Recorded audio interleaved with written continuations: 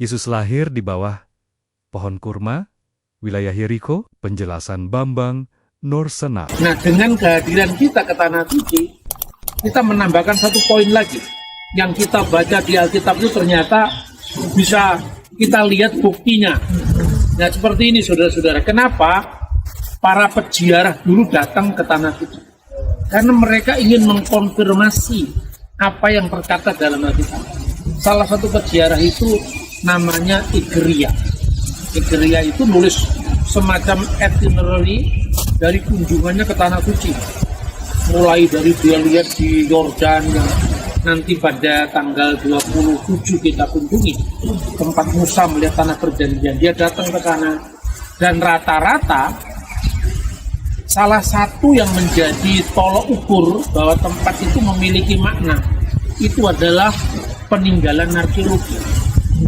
Nah, contohnya orang kira-kira berapa kali orang Indonesia kepleset, tergelincir? Banyak kali. Tapi karena tergelincirnya di kota suci jadi situs. Gitu. Itu senang Tapga tadi. Coba kalau keplesetnya di Surabaya. Yang keluar itu hewan, benar nggak? Nah, dulu Igeria mencatat apa yang dia kunjungi pada zamannya. Lalu gereja pada masa berikutnya itu kemudian melakukan penggalian. Setelah digali, di tempat ini. Nah, itu Alkitab mengatakan kira-kira jaraknya sekian mil. Itu ternyata cocok di tempat ini Mensa Christi. Kemudian nanti kalau kita pergi ke Yerusalem dan pergi ke Bethlehem nanti ya, itu nanti kita bisa melihat bagaimana catatan bapak-bapak gereja itu runut sekali. Ya. Jadi kira-kira begini. Pada kira-kira tahun 130 Masehi itu terjadi yang namanya Perang Yahudi kedua.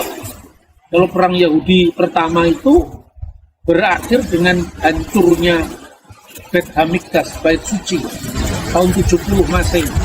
Dan sampai sekarang orang Yahudi memperingati apa yang namanya Tis'a B'Av, tanggal 9 bulan Ab. Itu bertepatan dengan tanggal 5 Agustus tahun 70 Masehi. Bayangkan, bukan hanya tahunnya yang bisa dihitung, tanggalnya, bulannya, bulan Ibrani kesekian, bulan Masehi kesekian bisa dihitung. Jadi Alkitab itu benar-benar sejarah. Banyak orang mengatakan, mana ayatnya tidak ada? Ya memang, karena kita tidak bisa baca. Ayatnya ada, misalnya untuk menghitung kelahiran Yesus. Kemarin kita minta maaf, saya tidak mungkin menyampaikan di bus ya. Benar guide kita bukan seorang Kristiani, dia bikin kesalahan. Maka saya koreksi sekarang. Betul.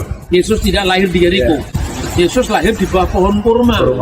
Lalu dikait-kaitkan antara kurma dengan Bunda Maria dulu menjadi kuat karena makan kurma. Ya kan? Lalu yang ada kurmanya di Yeriko, maka Yesus lahir di Yeriko. Nah, itu salah. Yesus jelas lahir di Bethlehem, bukan di Yeriko. Catatannya jelas dalam Alkitab. Bukan hanya catatannya jelas, tapi jejak sejarahnya juga jelas. Makanya kita tidak hanya berdasarkan teks asli dan konteks asli Alkitab, tetapi ada yang namanya sejarah dan arkeologi. Sejarah dan arkeologi, karena itu penting ya. Satu contoh gini. Ketika tahun 135 terjadi Perang Yahudi kedua. Perang Yahudi kedua itulah yang menjadi awal perpecahan gereja dengan Yahudi. Karena apa?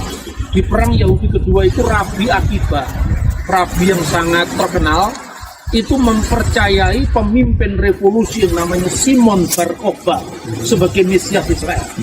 Dan bagi orang Kristen itu tidak ada kompromi.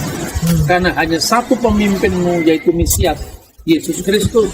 Makanya orang Kristen tidak mau mengikuti lagi harapan nasional bangsanya.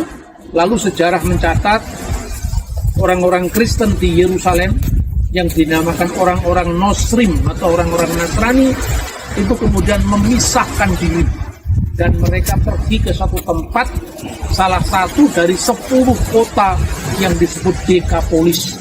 Tempat itu sekarang salah satunya di Yordan. namanya Pela. Itulah sebabnya Bapak Ibu bisa melihat gereja purba yang sangat lengkap ya. Kalau Bapak Ibu mau tahu bahasanya perjanjian baru, itu seperti Romo Tim tadi membaca doa Bapa Kami, kemudian doksologi, doksa, patrike, tuyuke, tuaju, penikmati, masih terlestarikan sampai hari ini.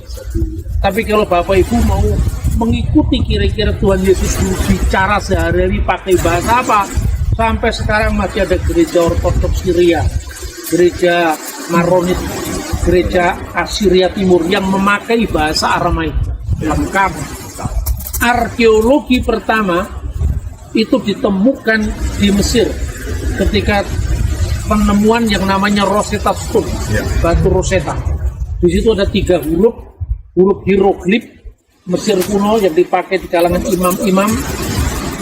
Lalu huruf demotik, dari kata demotik itu kata demos, huruf yang berlaku bagi rakyat kebanyakan, dan huruf Yunani. Awal penemuan batu Rosetta itulah yang akhirnya melahirkan biblical arkeologi, sehingga kita bisa mengetahui nama-nama Fir'aun, Ramses, Tutmose, itu dari situ. Cleopatra yang dulu hanya dikenal lewat sejarah dan drama, ternyata tercantum namanya di situ, Cleopatra dan Ptolemaus. Lalu orang bisa mulai menggali lewat arkeologi, penggalian kota Abraham di Irak namanya Ur, lalu kemudian penggalian Jericho, dan akhirnya penggalian di tanah suci. Jadi batu-batu ini ternyata bisa bercerita apa yang dulu pernah terjadi. Maka ketika zamannya Hadrian tadi, akhirnya kerajaan Yahudi itu pernah kira-kira dari tahun 132 sampai 135 itu berjaya sebagai kerajaan, dengan Simon Bar Kokhba sebagai Mesias sekaligus raja mereka. Tapi tahun 135 dihancurkan kembali oleh Roma di bawah Hadrian, dan seorang bapak gereja yang bernama Santo Epifanius dari Salamis itu mencatat, ketika divisi dari Kaisar Hadrian itu meluluh lantakan Yerusalem jadi seharusnya tempat yang selamat dari kemusnahan adalah yang dinamakan rumah Bukit Sion, Senakal atau Upper Room. Nanti kita juga ke sana. Itu kemudian dalam penggalian arkeologi di tahun 1948 ditemukan sebuah ceruk ya untuk kiblat ibadah yang dulunya setiap sinagog itu rumah ibadah semua menghadap ke Yerusalem, tapi ini menghadapnya ke Golgota. Karena apa? Karena Yesuslah yang menjadi pusat ibadah gereja mula-mula, bukan lagi bentuk bangunan fisik. Nah, inilah yang bisa kita pelajari selama kita di Tanah Suci. Kemudian nanti kita bisa belajar ketika di Bethlehem, ya, kenapa Yesus kok lahirnya di gua? Padahal yang kita bayangkan itu kandang pada musim dingin, seolah-olah tidak punya tempat dicari penginapan itu kan. Ternyata yang kita lihat kok gua, kenapa? Karena Anda bisa lihat nanti zaman dulu, ya, rumah-rumah itu kan memang bentuknya di Bethlehem itu kan ada gua, di atasnya berdiri rumah. Nah, mula-mula kemungkinan besar itu menurut catatan dari Kardinal Ratzinger yang akhirnya menjadi Paus Benedictus XVI, itu Bunda Maria datang dari Nazaret karena keluarga Daud harus disensus menurut nama besar keluarganya. Yusuf berasal dari sana. Nah, makanya kemudian dulu tempat-tempat yang jadi situ suci itu dulu adalah rumah-rumah dari keluarga Yahudi di sana. Tapi sejak tahun 135 itu nggak dihuni lagi, karena yang dulu rumah-rumah yang didirikan di atas gua tinggal guanya saja. Tahun 145, 10 tahun setelah Hadrian ini menghancurkan situs-situs Kristen itu, situs Yahudi dilecehkan. Nama Yerusalem dihapus, diganti dengan Alia Capitolina yang dipersembahkan kepada dewa Jupiter untuk menajiskan tempat-tempat Kristen itu. Bethlehem yang dulu tempat kelahiran Yesus dibaktikan kepada dewa Adonis. Nah, itu catatan hanya 10 tahun setelah Hadrian menajiskan situs-situs Yahudi Kristen. Kemudian Justin Martir tadi mencatat bahwa Yesus dilahirkan di sebuah gua. Artinya apa? Tempat situs yang disebut Grotto of Nativity. 100 tahun kemudian Origenes dari Alexandria mencatat lagi bahwa kita memiliki bukan sekedar Injil tertulis, kira-kira seperti itu. Maka tadi kemarin dikatakan ada Injil kelima. Injil kelima itu apa? Fakta sejarah. Ternyata Origen mengatakan, wah, bukti ini bisa dilihat bagi musuh-musuh iman kita. Tempat di mana Yesus dilahirkan. Kira-kira tahun 250-an.